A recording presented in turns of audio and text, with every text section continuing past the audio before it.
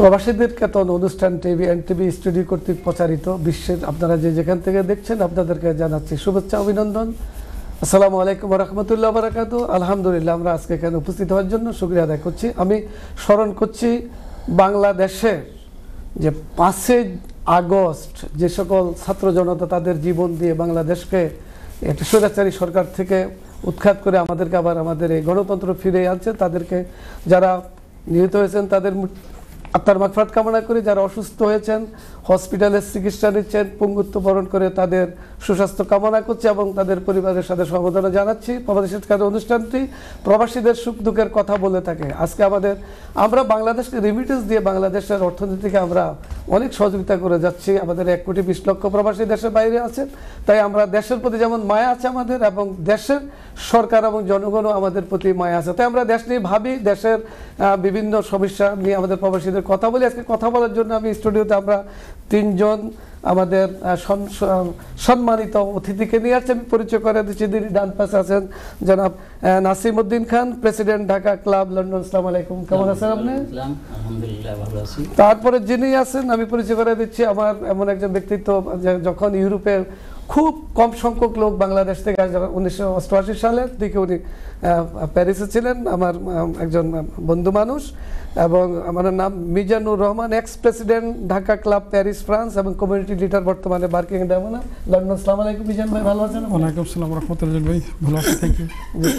এরপরে যাকে পরিচয় করে দিচ্ছি, আপনারা জানেন উনি খুবই একজন সবসময় আমাদের পাশেই পাওয়া যায়। যারা যে বাংলাদেশে যে আপনারা জানেন যে এই সংগঠনটা যে প্রবাসীদের কথা বলে থাকে, সেই অধিকার যে আপনারা জানেন, সেই অধিকার সংগঠন অর্থাৎ আমাদের যে খন্দকার সাইদুজ্জামান সুমন অর্গানাইজিং সেক্রেটারি, বাংলাদেশ প্রবাসী অধিকার পরিষদ সেন্ট্রাল কমিটির। আসসালামু আলাইকুম, আপনি কেমন আছেন? আসসালামু আলাইকুম জলিল ভাই, আলহামদুলিল্লাহ আমি ভালো আছি, এবং ধন্যবাদ এনটিভির আয়োজককে আমাদেরকে সুযোগ করে দেওয়ার জন্য। আপনাদের 3 জনকে ধন্যবাদ জানাচ্ছি আজকের এই সন্ধ্যায় আপনারা যে এনটিভির ডাকে সাড়া দিয়ে আমাদের সাথে কথা বলার জন্য আসছেন। আমি সর্বপ্রথমে যাচ্ছি যে আমাদের এই গণতন্ত্র প্রতিষ্ঠার জন্য যারা লড়াই করলো, সংগ্রাম করলো, যে অন্তর্বর্তীকালীন একটা সরকার গঠিত হলো, তাদের যে 100 দিন শেষ হয়ে গেল, তাদের এই সফলতা এবং আরও কিছু করণীয় আছে কিনা ইত্যাদি বিষয়ের উপর জনাব নাসিম ভাই আপনি দর্শকের উদ্দেশ্যে প্রবাসীদের পক্ষে কিছু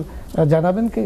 হ্যাঁ, ধন্যবাদ জলিল ভাই, ধন্যবাদ এনটিভির সকল কলাকুশলীকে, এবং শুভেচ্ছা রইল দর্শকদের, এনটিভির সকল দর্শকদের সালাম জানিয়ে আমি আমার বক্তব্য শুরু করছি।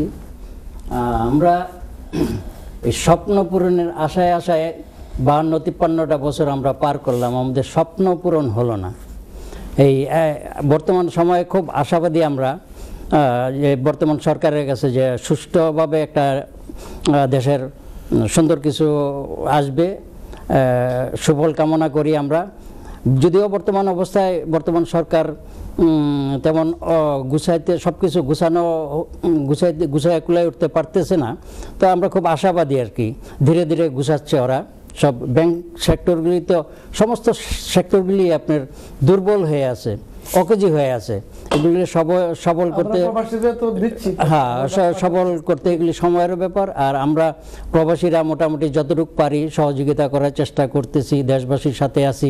দেশের জন্য আমরাও সবসময় অস্থির হয়ে আছি, কখন যাব দেশে, কখন একটু হাসি দেব, দেশটাকে সুন্দর দেখব, দেশের মানুষদেরকে হাসি মুখ দেখতে পাবো। আমরা অনেক আশাবাদী। আমাদের যে আপনার লরিয়েন্ট ডক্টর মোহাম্মদ ইউনূস স্যার, উনি তো চেষ্টা করছে, ওনার সাথে যে ক্যাবিনেটটা আছে আরো নতুন সংযোজন করলো। উনি খুব জ্ঞানী লোক, অনেক কিছু আশা করি, এই জন্যই আমরা আশাবাদী। আমরা ওনাকে সাহস দিচ্ছি, আমরা ওনার কাছে তো আশা করি, সাহসও দিচ্ছি, এখন আমরা আশাবাদী। বাট কমিশনগুলি গঠন করে তো ওনারা এগিয়ে যাচ্ছে। তার মধ্যে আপনার মতামত কোন কোন সেক্টরগুলি এখন আরো ভালো করা দরকার? অনেক সেক্টরগুলি দরকার। আপনার কি বলবো, প্রশাসন তো এক নাম্বারই আসে। প্রশাসনটা এখন পর্যন্ত দুর্বল। এটা যদিও আমরা আশা করি নাই যে এতদিন পর্যন্ত দুর্বল থাকবে প্রশাসনটা, এটার প্রতি দ্রুত নজর দেওয়া উচিত। পুলিশ তো কাজ করতে পারছে না, তার কি মতামত আপনার? কোনটা আবার বলেন? পুলিশ হ্যাঁ নতুন করে সৃষ্টি করবে। পুলিশ প্রশাসনকে ঢালাওভাবে সাজানো উচিত। এখন পর্যন্ত অগুছানো আছে, যেটা প্রধান লক্ষ্য রাখা উচিত ছিল পুলিশ প্রশাসনের দিকে। এখন সম্পূর্ণই অকেজো আছে। তারপরে ধীরে ধীরে ধীরে ধীরে হ্যাঁ অগ্রসর হচ্ছে। আমরা এখনো খুব আশাবাদী যে গুছায় উঠতে পারবে। খুব আশা করতেছি, দেখা যাক কি হয়। ধন্যবাদ। আমরা আপনার কাছে আবার আসবে। এবার আমি যাচ্ছি আমাদের আজকের যে ফ্রান্সের বিগত যিনি অনেকদিন ফ্রান্সে ছিলেন, সে আমাদের মিজান ভাই। আপনার কাছে খুব শর্টলি তারপর আমরা আলোচনা যাবো, যেহেতু ফ্রান্সের ব্যাপারটা যে 1988 থেকে 1990, 91, 92 বা এরকম সময় এই আজকের এই প্রজন্ম অনেক কিছু জানে না আসলে। সেই সময় ফ্রান্স বাংলাদেশের অবস্থাটা কিরকম ছিল? ধন্যবাদ এনটিভির সকল পরিবারের সদস্যদেরকে এবং তাদেরকে আমার সালাম। সত্যিকার অর্থে কি তখনকার সময়ে আমাদের বিদেশি যারা প্রবাসী ছিল তাদের কাগজের প্রবলেম ছিল, ইনকামের একটা ব্যবস্থার খুবই প্রবলেম ছিল। তারপরে কেউ যদি মারা যেত তার লাশ পাঠানোর একটা বিরাট সমস্যা ছিল। হ্যাঁ, উশৃঙ্খলা ছিল, মানুষের রিজিকের একটা ব্যবস্থা ছিল না, জানে না, ল্যাঙ্গুয়েজ ছিল না, ভাষা জানতো না। তো তখন প্যারিসের অনেক লোকদের এই একটা নিরাশতার মাঝে তখন আমার কাছে আসে যে আপনি তখনই ইয়ে করি। আজকের ঢাকা ক্লাব বলতে কি বিভিন্ন জায়গায় ঢাকা ক্লাব শব্দটাই আসছে শুধু প্যারিসের ইয়ে থেকে, এটা একটা আইকন, যার জন্য মানুষ মনে করে যে এখানে সেখানে গ্রেটার সেটা ঢাকা ক্লাব, এই জন্য ওই ঢাকা ক্লাব থেকে আসে। তো এনিওয়ে আমরা অনেক সাহায্য করেছি। আমার জানা মতে 94-এ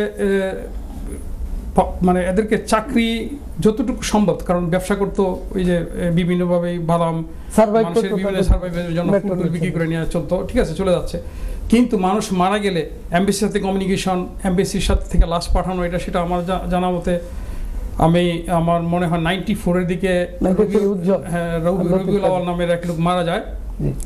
তো তার এই মৃত্যুর উপলক্ষে আমি অনেক লোকদেরকে পলিটিক্যাল নন পলিটিক্যাল লোকদের কাছে আমি যাই।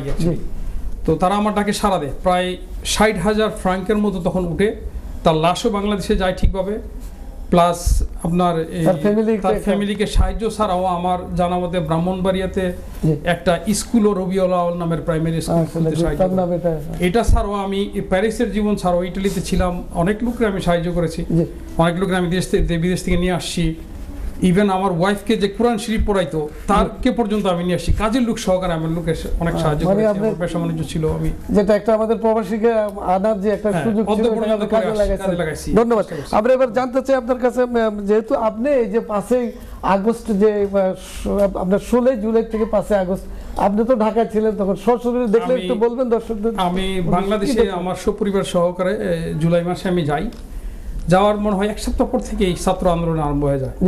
ছাত্র আন্দোলন আরম্ভ হওয়ার সাথে সাথে আমি মনে করি না যে শুধু ছাত্রদেরই এটার জন্য তারা রাজনৈতিক দলগুলি ছিল, সেখানে সাথে রাজনৈতিক দল ছিল, গণ অধিকার পরিষদ থেকে সবাই আসে এটাকে সারা দিচ্ছে। আমি মনে করি 75-এর পর থেকে 15 আগস্টের পর থেকে দ্বিতীয় হয়েছে এই প্রথম দ্বিতীয় একটা ধাপ এই স্বৈরাচারী সরকারকে সরানোর জন্য।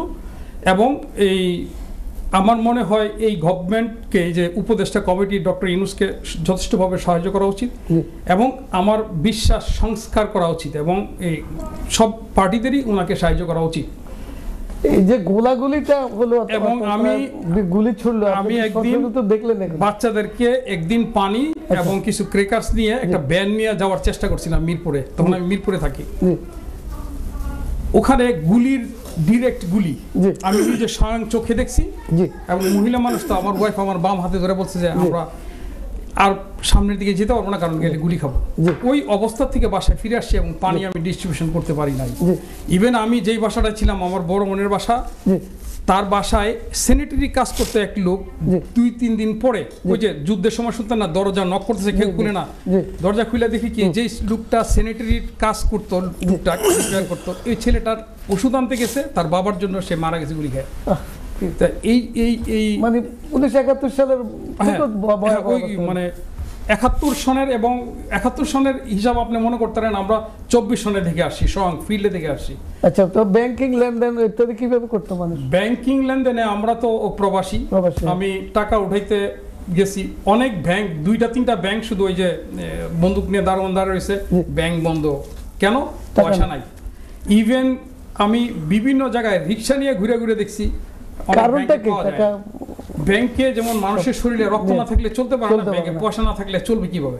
সব লুট হয়ে গেছে। সেম জিনিস, টাকা সব তো সবাই জানে, এটার কোনো নাই, টাকা সবই বাইরে চলে গেছে। কারণ স্বয়ং স্বৈরাচারী প্রাইম মিনিস্টার শেখ হাসিনা বলছে আমার সেক্রেটারি সে হেলিকপ্টার দিয়ে চলে কত কোটি টাকার মালিক, কত 100 কোটি টাকার মালিক। তো সে নিজেই ডিক্লারেশন দিচ্ছে, তো এই টাকা আপনি কি কোথা থেকে আমি ব্যাংকে থেকে পাবো? তো আপনার কাছে আমরা ফিরে সুন্দর আলোচনা করছেন। আমি এবার যাচ্ছি খন্দকার সাইদুজ্জামান সুমন ভাই, আপনি কেমন আছেন? আলহামদুলিল্লাহ ভালো আছি। আপনাদের তো সংগঠন বিশাল, প্রবাসে সারা পৃথিবী আপনাদের সংগঠন কাজ করে। আপনার কাছে আমার যে প্রশ্নটা হলো যে গত কিছুদিন আগে যে প্রবাসীদের তো সরকার অনেক উদ্যোগী, সরকার এসে মাশাআল্লাহ আমাদের ডক্টর ইউনূস স্যার এবং আমাদের যে ব্যারিস্টার আসিফ নজরুল খুবই ভালো, এবং সবাই প্রবাসী বান্ধব, যেহেতু প্রবাসী রিমিটেন্স দেয়, এবং স্যার প্রবাসীদের যে 5টা বিএপি কার্ড দিল এবং আর অন্য সুযোগ সুবিধা, এয়ারপোর্টে একটা লাউঞ্জ ওপেন করলো ইত্যাদি। কিন্তু আমরা এখন প্রবাসীদের অধিকারের ব্যাপারে আপনার কাছে তো যেহেতু এই সংগঠনটা কাজ করেন, ভোট অধিকার ব্যাপারটা নিয়ে আপনার এখনো ফাইনালি কি হচ্ছে, কমিশন কি? প্রথমে জলিল ভাই ধন্যবাদ প্রবাসী কেতনকে। বিজয়ের মাস আসছে, বছরের শেষ সময়ে এই এনটিভিতে এইগুলা প্রবাস নিয়ে কথা বলে প্রবাসের কেতন। একটু আগে আমার ভাই বাংলাদেশের 5ই আগস্টের যে বর্ণনা করেছিলেন, মনে হয়েছে, এবং আমরা ওই 5ই আগস্টকে বিজয় মনে করি। বাঙালি জাতি এতটা দুর্ভাগা যে আমরা কোন বিজয়ের উদযাপন করব, 16ই ডিসেম্বর নাকি 5ই আগস্ট? 16ই ডিসেম্বর যুগ যুগ বেঁচে থাকুক আমাদের মাঝে, এটা আমরাও চাই, এবং 5ই আগস্টের যে বিজয় সেটা স্মরণে থাকুক, কিন্তু এই বিজয়ের জন্য আবার না আসে আমাদের জীবনে, আমাদের নয় বাংলাদেশের জীবনে যেন না আসে, যতদিন বাংলাদেশ পৃথিবীর বুকে এই নামটা থাকবে।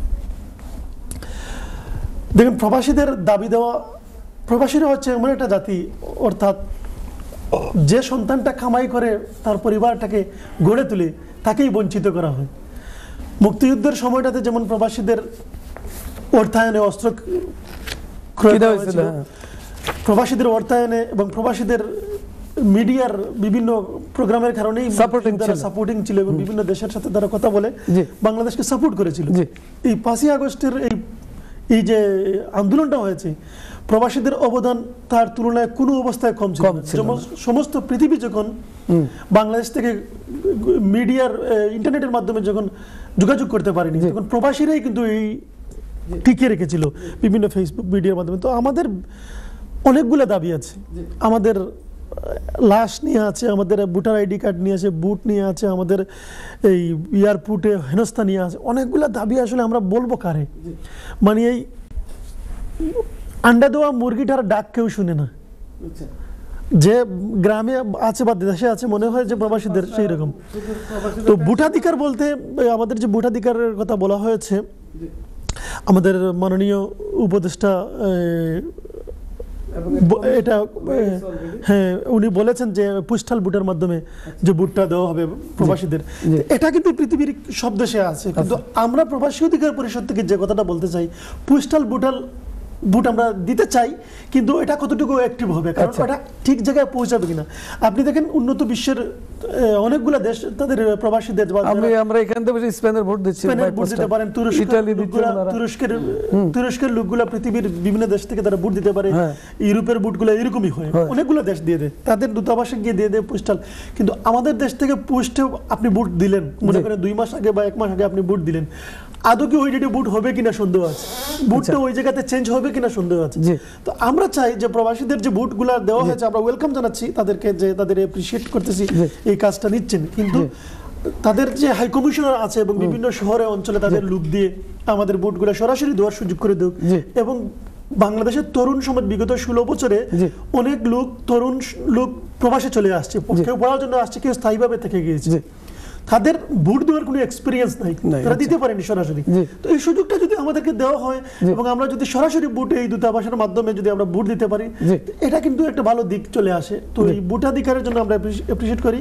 আচ্ছা, আপনার কাছে বলেন, বলেন, শেষ করেন। এয়ারপোর্টের কথা বলছেন আপনি, এয়ারপোর্টে বিভিন্ন সুযোগ সুবিধা দিয়েছেন, ভালো, আমরা অ্যাপ্রিশিয়েট করতেছি, কিন্তু এটা যাতে শুধু দেখানোর জন্য না হয়, সকল এয়ারপোর্টে অ্যাক্টিভ হয়। বাংলাদেশে অনেক বিষয়ে ল আছে, ল কিন্তু অ্যাক্টিভ হয় না। আপনি কোনো সূত্র দিলে সূত্রের প্রয়োগ দিতে হবে আমাদেরকে। আপনি যখন আইন দিয়েছেন, আইনের প্রয়োগ দিতে হবে। প্রবাসীদেরকে আপনি ভিআইপি সাপোর্ট দিবেন বলেছেন, ভিআইপি দিচ্ছে তো, ঢাকা এয়ারপোর্টে দিচ্ছে, আমরা দেখতে পাচ্ছি। জাস্ট 100 দিনের মাথায় সরকার দিচ্ছে, এটা যেন প্রয়োগ হয়। আমি বলছি আপনি সূত্র দিলে সূত্রের প্রয়োগ দিতে হবে, আইন দিলে আইনের প্রয়োগ দিতে হবে। আপনি সুবিধা দিয়েছেন, সুবিধার যেন প্রয়োগ হয়। এটা যেন শুধু ইউরোপ, আমেরিকা এবং কানাডার লোক, মানে আমরা ঢাকা, চট্টগ্রাম, সিলেট তিনটে এয়ারপোর্টকে কিন্তু বেসিক্যালি আমরা এখন আন্তর্জাতিক ফ্লাইটগুলি যায়। না, এটা ভিন্ন, এটা কিন্তু ভিন্ন কেস। আচ্ছা। আপনি কিন্তু ঢাকা এবং চট্টগ্রামকে আন্তর্জাতিক বলতে পারেন, সিলেটকে আন্তর্জাতিক বলতে পারেন না। কারণ সিলেট 22 বছর আগে আন্তর্জাতিক স্বীকৃতি পেয়েছে, কিন্তু একটি মাত্র বিমান সিলেটের, শুধু বাংলাদেশ বিমানটা যায়, আর কোনো বিমান সিলেটে যায় না। আপনি জানেন কিনা জানি না এই ইনফরমেশনগুলো। এটা কিন্তু তাই তো আপনার থেকে শুনতে চাই, পৃথিবী ঘুরলে কোনো ইন্টারন্যাশনাল বিমানবন্দরে এরকম কিছু হয় না। কিন্তু সিলেটের মানে বৈষম্যতার শিকার বাংলাদেশের অভ্যন্তরীণ কারণে হোক বা সরকারের এই দূরদর্শিতার অভাবে হোক, সিলেট ইন্টারন্যাশনাল আর কোনো বিমান হয় না। এটা নিয়ে আমরা কিন্তু ওই সিলেট আঞ্চলিক ভাবে একটা ক্যাম্পেইন গ্রুপ করেছি। আমরা একটা ক্যাম্পেইন করতেছি দীর্ঘদিন ধরে মিডিয়াতে। আমরা এটা নিয়ে উপদেষ্টা পরিষদের মহোদয় দরখাস্ত করেছি, আমাদের ওয়েবসাইটও আছে, বিভিন্ন অনলাইন প্ল্যাটফর্মে আমরা কথাগুলো বলছি। আমাদের এই সিলেটের কমিউনিটি যারা আছে এই কাজগুলো করতেছে। তো এই বিমান সুবিধার পাশাপাশি এখানে কিন্তু ভাড়া নিয়ে আরো শঙ্কিত জায়গায় আছে। সিলেটের ভাড়া যদি 1400 পাউন্ড হতে, ঢাকার ভাড়া হচ্ছে 800 পাউন্ড, 700 পাউন্ড। এটাও কিন্তু বৈষম্য হচ্ছে। আগে সিলেটে যায়, তারপরে ঢাকায় যায়, মানে সিলেট বিমান কিন্তু সিলেট থেকে ঢাকা বেশি দূরে। তো গত 15 বছর সরকারে তো অনেক মন্ত্রী পেয়েছেন, পররাষ্ট্রমন্ত্রী পেয়েছেন, আপনাদের মধ্যে কি করলো তা না? আমরা মন্ত্রী পেয়েছি, শুনেন, আমি বললাম না আমরা সবকিছুই পাই, কিন্তু আসলে কিছু পাই। এবং আমাদের রিমিটেন্সের পরিমাণ, আমাদের এই ব্রিটেনে আমরা যে আছি, আমাদের কাছে আমাদের সিলেটি ভাইদের অবদান অবশ্যই সিলেটিতে এটা প্রবাসী বান্ধব একটি অঞ্চল। এই অঞ্চলের ধরে নিতে পারে 80 থেকে 90% লোক প্রবাসী থাকে। আমাদের এই অঞ্চলগুলো হচ্ছে প্রবাসী বান্ধব। এখানে আমেরিকা, কানাডা সব জায়গায় জি সমস্ত প্রবাসী বান্ধব। কিন্তু ওই জায়গাতেই আপনি কিন্তু বিজনেসের জন্য হোক বা আপনাদের বাংলাদেশ বিমান ঠিকানোর জন্য হোক, মানে ওই জায়গাতেই বৈষম্য করতেছেন। তা আমরা এটা নিয়ে আন্দোলন করতেছি। আমরা চাই না এটা যেন কঠিন বা এটা যেন রুড না হয়, সরকারের জন্য থ্রেট না মনে করে। আমরা তাদেরকে আইডিয়া দিচ্ছি, কারণ এদের শীত বলতে গেলে অনেক, যদি একটু সময় দেন বলি, এই যে সিলেটের অঞ্চল যখন বলছেন আপনি, আমরা যখন ছোটবেলা ছিলাম তখন শীতকাল আসলে লন্ডন থেকে এবং ইউরোপ থেকে বিভিন্ন মানুষ যেত তাদের ছেলে মেয়েদেরকে বিয়ে দেওয়ার জন্য, প্রোগ্রাম করার জন্য। তারা মনে করতো বিদেশে এটা এক্সপেন্সিভ হয়ে গেছে, দেশে গিয়ে প্রোগ্রাম করলে আমার এটা চিপ হবে। শুধুমাত্র বিমান ভাড়ার কারণে এখন আর ওই লোকগুলা যায় না। তার মানে বাংলাদেশের বাণিজ্য নষ্ট হচ্ছে শুধুমাত্র বিমান ভাড়ার কারণে। কারণ একজন লোক চিন্তা করতেছে আমরা 10 জন লোক যাবো, 10 জনে 10,000 থেকে 15,000 পাউন্ড যাবে। 15,000 পাউন্ডে তো এখানে বিয়ে হচ্ছে।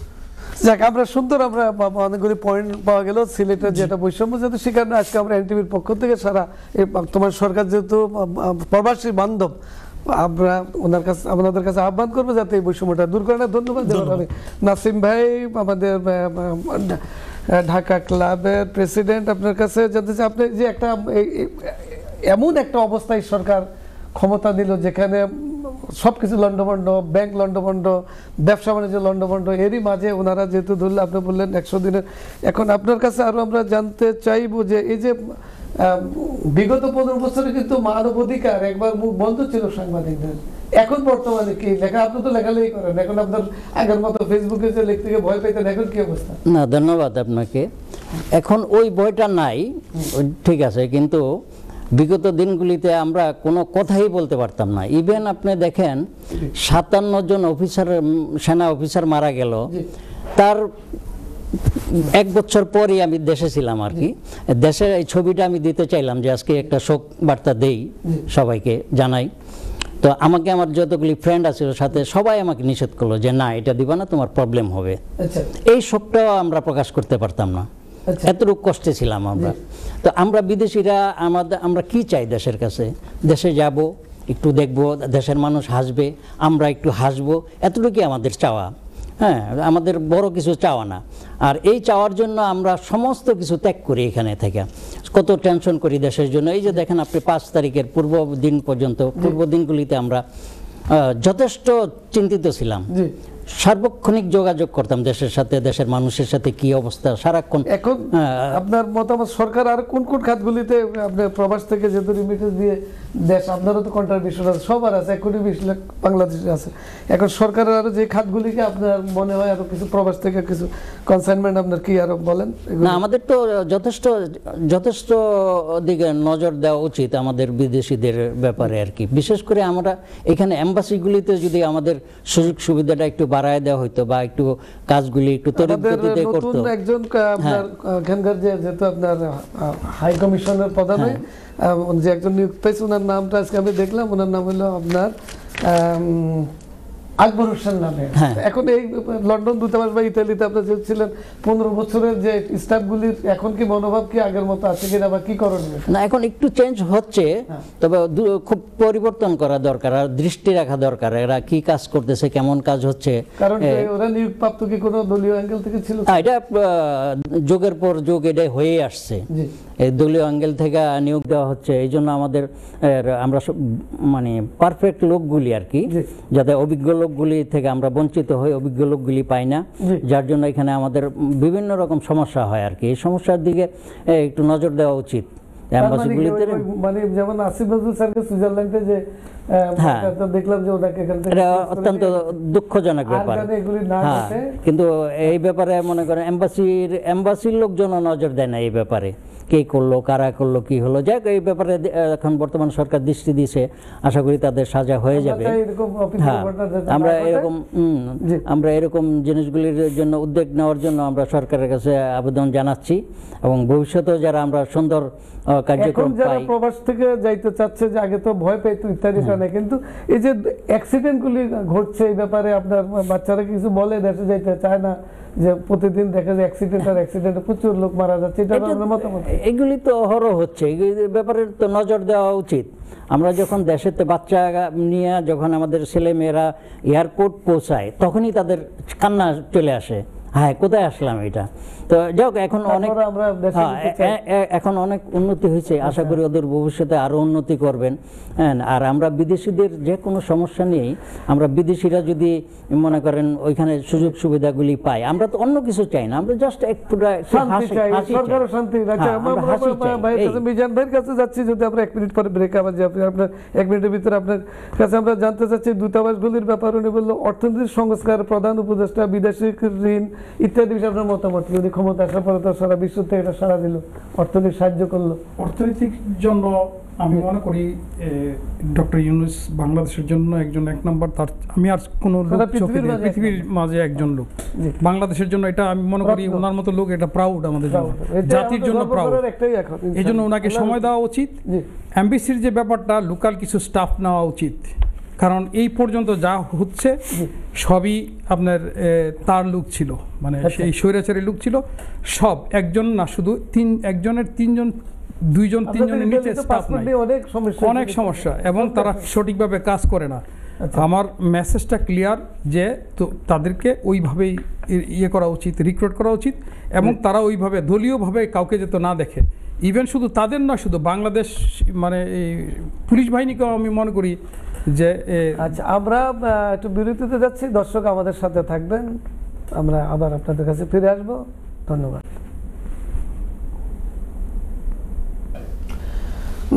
আমাদের সাথে থাকার জন্য। আমরা আবার স্টুডিওতে ফিরে আসলাম। জনাব মিজান ভাই, আপনার প্রতি প্রশ্নটা আবার আমার, যে আমরা দেখতে পেলাম যে ছাত্র আন্দোলনে কিন্তু আমরা যে আমাদের যে আবার অর্থাৎ স্বৈরাচারী থেকে আমরা মুক্ত একটা সুন্দর আমাদের আবার নতুন স্বাধীনভাবে আমরা আবার কাজ শুরু করলো। আমাদের যে লরিয়ান ডক্টর ইউনূস সাহেব খুবই সারা বিশ্ব থেকে যাকে আমরা সম্মানের পাত্র, আমাদের দেশে একটা গৌরব, সুন্দর চালাচ্ছে। কিন্তু আমরা দেখতে পেলাম যে হঠাৎ করে মাঝে মাঝে কিছু আন্দোলন ছাত্রদের নামে, এটা কি বুঝতে চাচ্ছেন দর্শককে বলবেন কি? আচ্ছা, ধন্যবাদ জলিল ভাই। সত্যিকার অর্থে কি আপনার ইউরোপের হিসাবটা বুঝেন, অন্যদিকে চলে যাচ্ছি। তারা 16 ইয়ার্স ক্ষমতায় ছিল, আপনার ছেলের বয়স এখন 20, সে সব কিছুই জানবে যে তারাই সব কিছু। তো 16 ইয়ার্সে প্রতিটা সেক্টরে তাদের টপ টু বটম পর্যন্ত তাদের লোক ছিল। এই জন্য আন্দোলনটা সব সেক্টরই আছে। এটা হলো একটা স্বৈরাচারী দল, এটা একটা ইস্যু। অ্যাকচুয়ালি তারা এখন পর্যন্ত, আপনি মনে করেন আমি বলি 75 থেকে এই আজকের 2024 পর্যন্ত তারা সংগ্রাম করছে ঠিকই। 75-এর তারা দেশের জন্য ক্ষমতা নেয়নি। এই 24-এ যারা আছে ছাত্র বিরোধী আন্দোলন করে গেছে, তারা ক্ষমতায় নিচে ঠিকই, তারা প্রথম ওইভাবে ভোগ করতে পারতেছে না। এটার কারণ হলো কি? কারণ ইউনূস সাহেবের কিছু ব্যর্থতা আছে, কারণ তার অ্যাডমিনিস্ট্রেশনের মধ্যে এখনও আওয়ামী লীগের শব্দটা কিছু আছে, যেরকম ফারুকী সাহেব আসছে, তার ওয়াইফকে সে শেখ মুজিবুরের ওয়াইফ হিসাবে সে সিনেমা টিনেমা করে এই পর্যন্ত তার একটা অধপতন আসছে। এবং এইসব জিনিস যেরকম আসিফ নজরুল সাহেব জেনে কথা, কারণ কি ওই যে আমি ওনার নাসিম ভাইয়ের কথাটা আসতেছি, তারা এমবিসির লোকরাই তাকে ইনফরমেশন দিচ্ছে। আদারওয়াইজ আসিফ নজরুল সাহেব যখন যায় প্রোটোকল থেকেই, প্রোটোকলটা কে জানবে? এমবিসি জানবে। সো তারাই ইনফরমেশন দিচ্ছে এই আওয়ামী লীগের এই দালালদেরকে, এই জন্য তাকে সে কোথায় আছে এয়ারপোর্টে ধরতে পারে। সো এখন এই যে আন্দোলনটা হচ্ছে এটাতে আপনার কি মতামত? এটাই বলতেছি যে এটার জন্যই এই দালালরা এখনো রয়ে গেছে, সবই আওয়ামী লীগের লোকই, তারাই করতেছে। এটার জন্য কঠিন, তাদের জন্য কঠিন হতে হবে। আজকে দেখলাম ওই যে বাসের মধ্যে তারা কি টাকা দিবে ডক্টর ইউনূস স্যারের জন্য, ওই শাহবাগে নিয়ে আসতেছে বাস ভরে তারাই, কারণ তাদের তো পয়সার প্রবলেম নেই। আমার আপনার পয়সার প্রবলেম থাকতে পারে, কিন্তু তাদের পয়সার কোনো প্রবলেম নেই।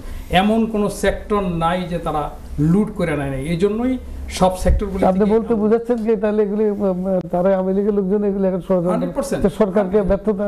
হ্যাঁ, সরকারকে আমি ব্যর্থতা বলবো না, তাদের অ্যাডমিনিস্ট্রেশন কিছু ঠিক হওয়া উচিত। যেমন ব্যর্থতার কারণ হয়েছে পুলিশ ডিপার্টমেন্ট সরকারকে ব্যর্থতা দেখানোর জন্য এগুলি, হ্যাঁ এগুলি করতেছে, তাকে ইয়ে করার জন্য। তাকে সময় দেওয়া উচিত এবং বিরোধী দলদেরকে আমি মনে করি রাজনৈতিক দলগুলির সাথে তাদের সাথে কমিউনিকেশন করে তারা সংস্কার যে শব্দটা এটা করা উচিত। যার জন্য যেমন এই যে ব্যাটারি ইস্যু, গাড়ি রিক্সা নিয়ে একটা ইস্যু আসছে, কিন্তু এটার জন্য ফ্রান্স থেকে ডক্টর পিনাকি ভট্টাচার্য দাদা একটা কিন্তু দিয়ে গেছে।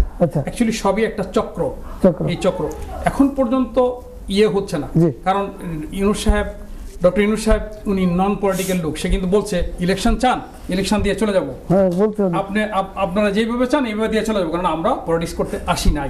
কিন্তু এই জন্যই উনাকে সাহায্য করা উচিত সব দলদের, ওনাদেরকে টাইম দেওয়া উচিত আমি মনে করি। আমার প্রবাসী জীবন থেকে বলুক, আমার ব্যক্তিগত রাজনৈতিক দলগুলির সাথে বলছে যে কমিশন রিপোর্ট দেওয়ার পর ওরা বসবে, রাজনৈতিক দল যেটা চাইবে সেটাই করবে। ধন্যবাদ আপনার কাছে। আমরা ফিরে আসবো জনাব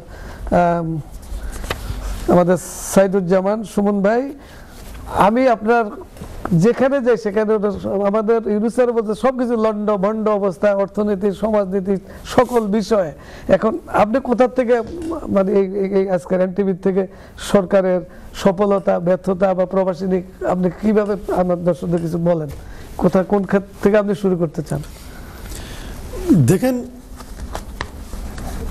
মুক্তিযুদ্ধ হয়েছিল সাম্য মানবিক অধিকার নিয়ে। আর এই যুদ্ধটা হয়েছিল, এই যে যুদ্ধটা যে রেজিমকে আমরা প্রতিহত করেছি, সেটাও মানুষের অধিকার নিয়ে। ছাত্রদের অধিকার ছিল, ধীরে ধীরে এটা পাবলিক অধিকার, পাবলিক ডিমান্ড হয়ে গেছে। যে কোনো একটা আন্দোলনের পরেই, যে কোনো একটা বিপ্লবের পরেই পাল্টা বিপ্লব হয়, বিপ্লব হতে পারে, এটা ইতিহাস বলে।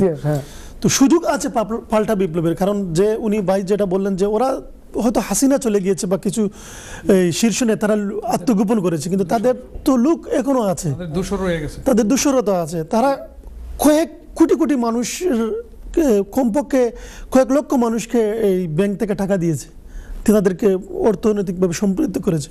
তো এই লোকগুলো এখন টাকা ইনভেস্ট করবে, লোকদেরকে দিবে। কিন্তু এই গভর্নমেন্টের আমি ব্যর্থতা বলবো না, কারণ 100 days ওভার করতেছে তারা। আবার ওই সফলতাও বলতেছি না, কারণ ডক্টর ইউনূস সাহেবের ডেইলি স্টারে একটা নিউজ সাক্ষাৎকারে বললেন, সাক্ষাৎকারে বলছেন যে আমরা তো রুলিং পার্টি না। এটা সত্য, আমরা তো রুলিং পার্টি না। আর সবচেয়ে বড় কথা হচ্ছে মানে এই মামার বাড়ির আবদার, আমাদের দেশের মানুষ মানে মামার বাড়ি আবদারের মতো মানে সবার দাবি, মানে দাবি দেওয়া লিগ ভরে গিয়েছে।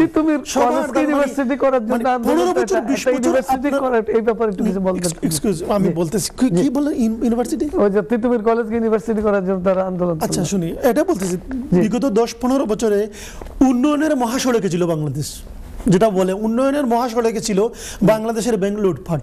বাংলাদেশের ব্যাংকে টাকা নাই, হলমার্ক নাই, ফার্মার্স ব্যাংক নাই, ডেস্টিনি নাই, এই Al Shah Alam group, SA group, কত গ্রুপ টাকা নিয়ে গেছে। উন্নয়নের মহাসড়কে কারো দাবি দেওয়া ছিল না, কারণ বন্দুকের বয় ছিল। ওরা বলতেছে আমরা কোনো রুলিং পার্টি না, আমরা আসছি শুধু প্যারালাল ওয়েতে, আমরা দুটি কাজ করতেছি। কিছু জায়গায় আমরা সংস্কার করতেছি এবং নির্বাচনমুখী আমরা যাচ্ছি, যে নির্বাচনের জন্য। এই জাতির ভাগ্য ভালো যে ডক্টর ইউনূস বা এই সরকারের মধ্যে একটা সরকার পেয়েছে। তারা যদি ক্ষমতায় গিয়ে বলে দিতে যে আমরা বিপ্লবী সরকার, আমরা এখানে কনস্টিটিউশন মানি না, আমরা এখানে কারো কথা শুনবো না, কোন রাজনৈতিক দলের কথাও আমরা শুনবো না। আমরা বিপ্লবী সরকার, আমরা আন্দোলনের মধ্য দিয়ে আসছি, একেবারে 100% মানুষ আমাদেরকে আন্দোলনের মধ্যে দিয়ে আসছে এবং সামরিক আইন জারি করে এবং আইন শৃঙ্খলা জারি করে তারা ক্ষমতায় বসতে পারতো। ওদিক যায় না। সেই কাজটি না করে তারা বলছে যে আমরা নির্বাচন দিয়ে দিব, যখন নির্বাচন চান আমরা নির্বাচন দিয়ে দেব। আমরা তো তাকে অ্যাপ্রিসিয়েট করবো। রাজনৈতিক দলদের সাথে আরো বেশি ঘনিষ্ঠ হয়ে কথা বলা উচিত, তাদের কাছ থেকে রাষ্ট্র পরিচালনার এক্সপিরিয়েন্স নেওয়া উচিত। বিএনপি 3 বারের মতো রাজনীতি সরকার ক্ষমতায় ছিল, তারাও একটা আন্দোলনের মধ্য দিয়ে সরকারে আসছিল, 3 দফা দাবিতে এরশাদকে হটিয়ে তারা আসছিল নির্বাচনের মধ্য দিয়ে। তো এই পরিস্থিতি তারা কিভাবে বাংলাদেশকে কামব্যাক করেছিল, একটা নরমাল পজিশনে নিয়ে আসছিল, এই এক্সপিরিয়েন্সগুলো নিতে পারে তারা। এবং বেগম খালেদা জিয়ার সাথে সাবেক প্রধানমন্ত্রী এবং বিএনপি চেয়ারপারসনের সাথে ডক্টর ইউনূস স্যার দেখা যাচ্ছে সশস্ত্র বাহিনী দিবস উপলক্ষে কথা বলছে, খুব সুন্দর আচরণ। ওই জায়গাতে তাদের একটা কমিউনিকেশন গ্যাপ দেখা যাচ্ছে। তারপরে তাদের আলোচনায় গত কয়েকদিনে ইন্টারভিউতে মনে হলো তারা বলছে যে আগামী ফেব্রুয়ারি জানুয়ারিতে আমরা রাজনৈতিক দলগুলোর সাথে বসবো। কয়েক দফা তারা 2-1 বার তারা নিয়েছেও, কথাও বলেছে, কি বলেছে সেটা এখনো অস্পষ্ট। তাদের রাজনৈতিকভাবে হোক বা সামাজিকভাবে হোক বা সাংগঠনিকভাবে হোক এক্সপিরিয়েন্স নাই, এটা আমরা মানি, কিন্তু তারা কিছু ব্যক্তিত্ব আছে, কিছু কিছু জায়গায় তারা খুব ভালো করতেছে। মানে বিপ্লব পৃথিবীর অনেক দেশে হয়েছে, কিন্তু বাংলাদেশের বিপ্লবের পর প্রথমেই যে বাহিনীটা উদাও হয়ে গেছে পুলিশ বাহিনী। আপনি চিন্তা করতে পারেন, পুলিশ জনগণের আন্দোলনকারী ছাত্র জনতারাতে কোনো আমরা যুদ্ধের মতো বন্দুক টন্দুক দেখে না। যুদ্ধ হলেও জলিল ভাই, যুদ্ধ হলেও সামরিক বাহিনী আত্মগোপন করলে পুলিশ রাস্তায় থাকে, কিন্তু আমাদের দেশের পুলিশ কিন্তু আত্মগোপন করে মসজিদের ইমাম পর্যন্ত চলে গিয়েছে। আনসার বাহিনী মাঝখানে কু করেছে, তারা কিছু আন্দোলন করেছে। মানে এই যে দাবি দেওয়া মামার বাড়ির আবদার, সবাই নিজে সরকারকে মানে বিব্রত বোধের মধ্যে দিয়ে আসছে। এবং ওই যে আপনি যে এই কলেজকে ইউনিভার্সিটি করা, আরে ভাই আপনাদের দাবি দেওয়ার জন্যই তো এই সরকার চলে আসছে। তো আগামীতে আমরা কি ধরনের দেশ চাই সেটা ডক্টর ইউনূসের ডিসিশনের উপরে যেমন ডিপেন্ড করতেছে, তেমনি আমরা তাদেরকে সুযোগও করে দিতে হবে। আমি মনে করি আমরা 50-50 পজিশনে আছি এখনো, আশা করি ভালো কিছু আসবে। আর প্রবাসীদের ব্যাপারটা হচ্ছে, প্রবাসীদের এভিডেন্স, যুদ্ধার এভিডেন্সের ব্যাপারে আমাদের আরো কিছু কথা আছে। আমরা সরকার থেকে, আগের সরকার আমাদেরকে দিয়েছিল 2.5% এভিডেন্স দিয়েছিল, কিন্তু আমাদের আরো কিছু দাবি প্রবাসীদের আছে যে তাদের এই যারা প্রবাসে আছে তাদের এই প্রবাস থেকে যাওয়ার পর দেখা গেল 20-25 বছর যাওয়ার পর তারা দেশে কিছুই পায় না, অনেকে হাত পাততে হয় লোকের কাছে।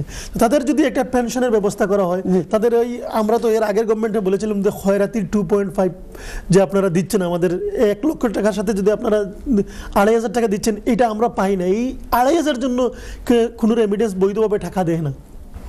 এই 2,500 না দিয়েও যদি আপনারা আমাদের ফান্ডে টাকাটা জমা রাখেন, যে প্রবাসীরা ইউরোপের হিসাব হচ্ছে ভিন্ন, মিডল ইস্টের কথা বলছেন, তারা যখন দেশে যাবে তখন ওই পেনশন পাবে, পেনশন স্কিম চাইবে, তাদেরকে পেনশন দেওয়া হবে, অথবা বিনা সুদে তাদেরকে লোন দেওয়া হবে তাদের টাকা থেকে। তাদের হিউজ একটা অনেক মিডল ইস্টের অনেক প্রবাসী আছে, তাদের মানে 10 জন ইউরোপের লোক যত টাকা ইনকাম করে তার চেয়ে বেশি ইনকাম করে সে বাংলাদেশকে দিচ্ছে, কিন্তু দেশে গিয়ে দেখছে তারা আত্মীয়-স্বজন তারা নষ্ট করে ফেলতেছে, তাদের ওই হিসাবটা আসছে না। তো এই প্রবাস নিয়ে আমাদের মানে কিছু জায়গায় আমরা কাজ করতেছি যাতে দ্রুতভাবে এটাকে কার্যকর করা যায়। পেনশনের এই স্কিমগুলো যদি তারা যে সংস্কার করতেছে, এই জিনিসগুলো যদি তাদের স্কিমে নিয়ে আসে এবং ওটা যে অ্যাক্টিভ করার জন্য যদি কার্যকর করে এই গভর্নমেন্ট, তো প্রবাসীরা অ্যাপ্রিশিয়েট করবে এবং সারা জীবন দোয়া দিবে। ধন্যবাদ। আমরা সুন্দর আপনার কাছে আমরা ফিরে আসবো। জনাব নাসিব ভাই, আপনার কাছে আমাদের প্রবাসীদের জন্য। হ্যালো, আসসালামু আলাইকুম। কলার কে কোথা থেকে বলছেন? হ্যালো বলেন, আমরা শুনতে পাচ্ছি আপনাকে। হ্যালো, আসসালামু আলাইকুম কলার। হ্যালো হ্যালো, জি কলারকে আমরা মনে হারিয়ে ফেলছি। না, আমি আসিলাই। হ্যালো হ্যালো, আমি আসিলাই। আমরা আবার আপনার স্টুডিওকে আবার জানাচ্ছি যে যদি আবার আসে আমাদেরকে ইনশাআল্লাহ কল দিবেন। ধন্যবাদ আসিফ ভাই। আপনার কাছে আমাদের ফজলুল্লাহ ভাই বলে আমরা সর্বপ্রথম আমাদের যে সৌদি আরব সহ মালয়েশিয়া আমরা দেখলাম আমাদের অনেক প্রবাসী মৃত্যুবরণ করছে অ্যাক্সিডেন্ট করে, বিল্ডিং ধসে ইত্যাদি, তাদের আমরা তার মাগফিরাত করি। পাশাপাশি উনি বললেন প্রবাসীদের ব্যাপারে যে আপনার একটা পেনশন, এই ব্যাপারে আপনার কোনো মতামত আছে কি কিছু বলবেন? অবশ্যই, কারণ দেশের জন্য আমরা কাজ করে যাচ্ছি। জি, আর আমাদের জন্য দেশবাসীরও ভাবা উচিত, সরকারেরও ভাবা উচিত আমাদের ভবিষ্যতের জন্য। কারণ আমরা এখান থেকে যখন যাই একটা সময় আমরা সবাই চাই যে আজকে দেশে চলে যাওয়ার সময় যখন আসে দেশে যে আমরা অন্ধকারের মধ্যে পড়ে যাই, হ্যাঁ, ভালো কোনো সুফল আশা করতে পারি না, ভালো কিছু দেখতে পারি না।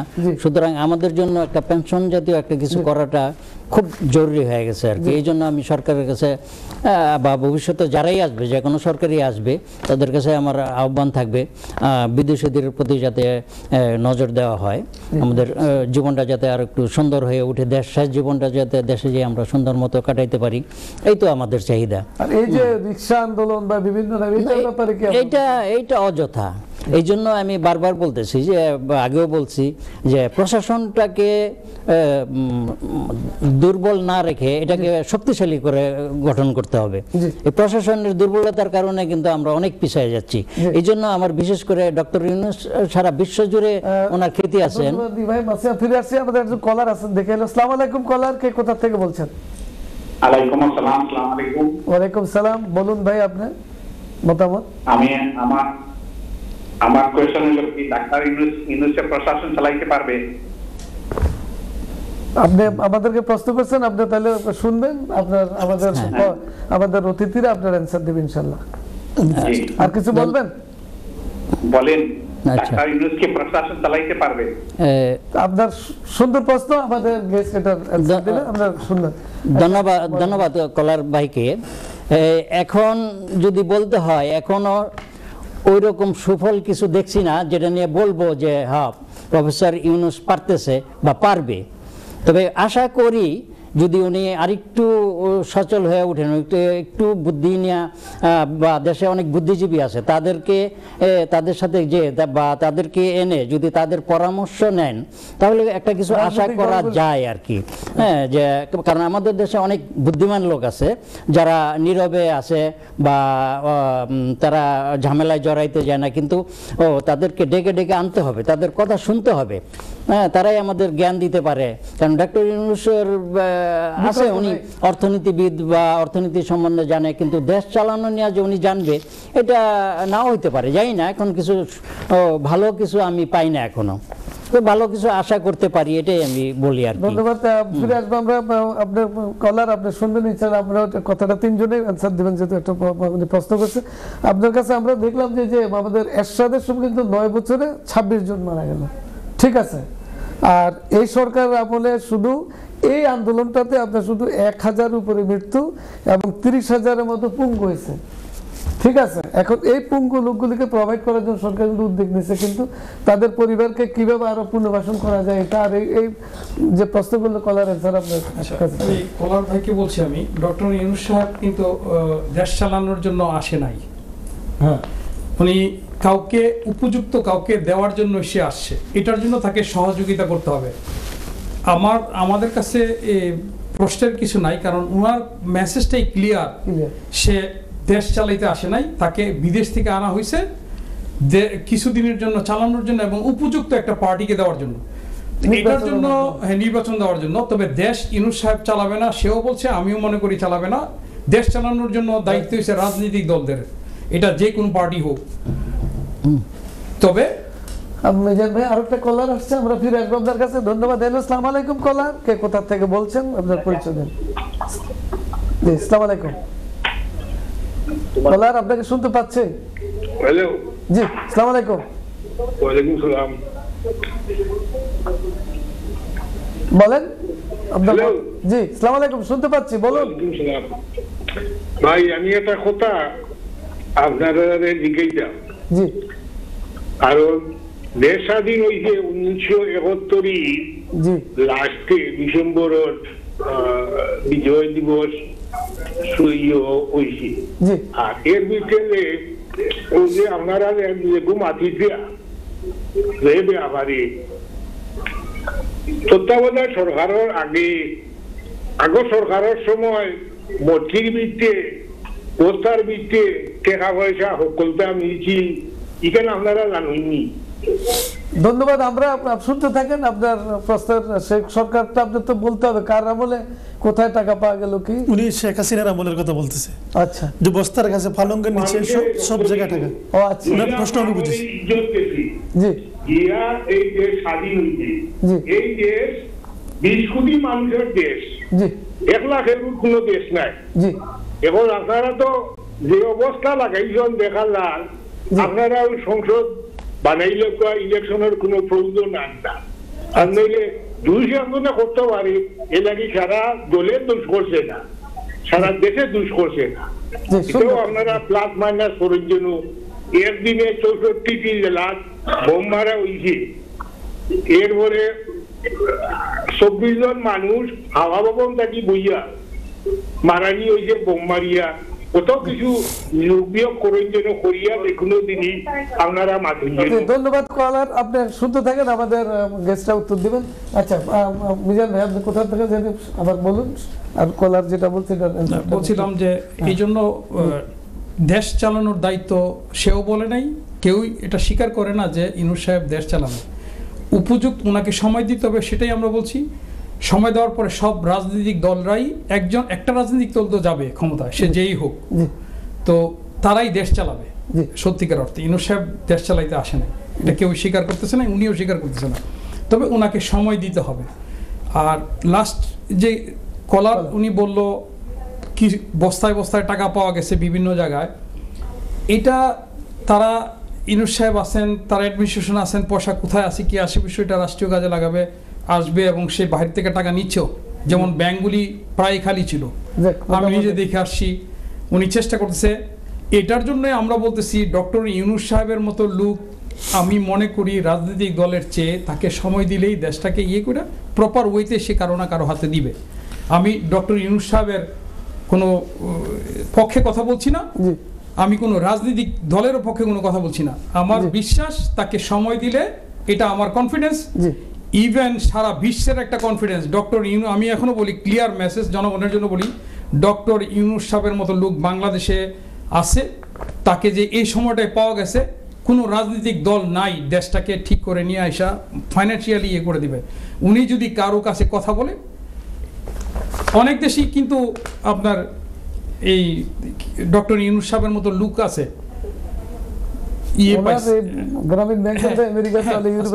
কিন্তু ডক্টর ইউনূস সাহেবের মতো লোক পৃথিবীর কোথাও পাওয়াটা খুব কঠিন এই সময়ের জন্য, বাংলাদেশের জন্য উপযুক্ত একটা লোক, সেটাকে আমি বলে যাই।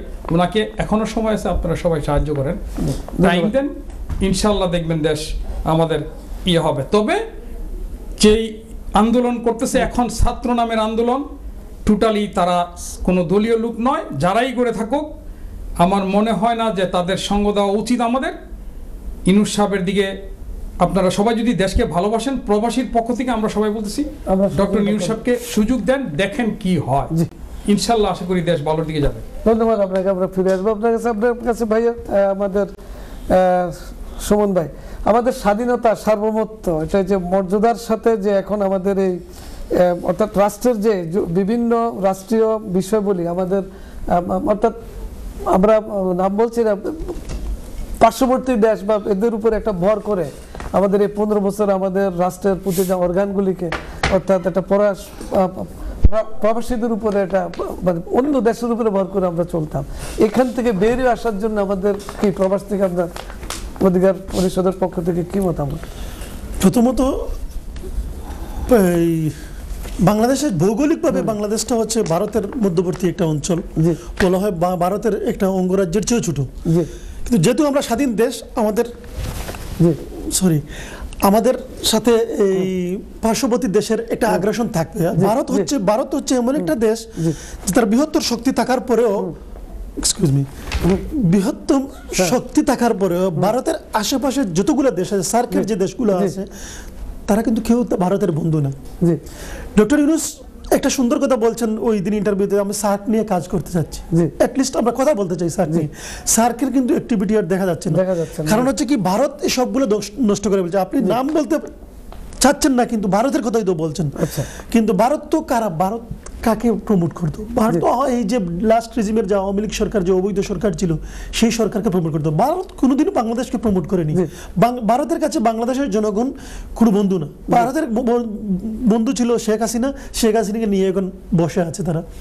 ভালো কথা, এখন আমরা ভারতের কাছে এতটুকু প্রবাস থেকে চাইবো যে আপনারা যে এই একজন খুনি এবং একজন প্রায় 2000 মানুষকে খুন করে 30-40 মানুষকে নষ্ট করে এবং বিগত 15-16 বছরে হাজার হাজার মানুষকে গুম করে একটা সরকারকে আপনারা রাখছেন, কোন বলতে পারেন আপনার যে হিউম্যান রাইটস, বাট এটা হিউম্যান রাইটস নয়, আপনি একটা ক্রিমিনালকে জায়গা দিচ্ছেন। দ্যাটস মিন ইনডাইরেক্টলি হোক ডাইরেক্টলি হোক আপনারা সাপোর্ট করতেছেন ক্রিমিনাল।